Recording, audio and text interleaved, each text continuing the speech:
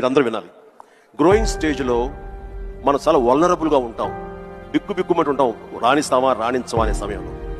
ఇలాంటి సమయంలో మనం ఎప్పుడు కూడాను పాజిటివ్ అట్మాస్ఫియర్ ఉన్న చోట మాత్రమే ఉండాలి.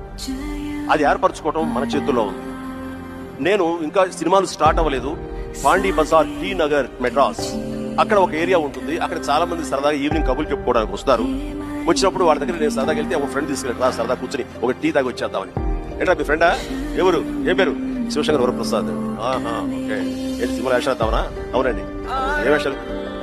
అసలు హీరోగా చేద్దామని. వీడు ఎంత అందంగా ఉన్నట్టు, వాడు ఫోక్లోర్ ఫేస్, ఎంత చక్కటి ముక్కు ఎక్కువ, వాడికే దిక్కుది వాళ్ళు లేదు, ఏ హీరో అయిపోతున్నాడు. అరే బాబు, ఎంత అదే పరిస్థితురా చాలే. ఎందుకు హుషారుగా వెళ్ళిన వాడిని తిరిగి ఎంతో నిస్సారంగా డల్ అయిపోయి రూమ్కి వచ్చాను. వచ్చిన వాడిని ఎందుకు వెళ్ళానా అక్కడికి? నేను ఏ వ్యక్తిత్వ వికాస పుస్తకాలు చదవలేదు, ఏ గురువులు లేరు, ఏ సద్గురు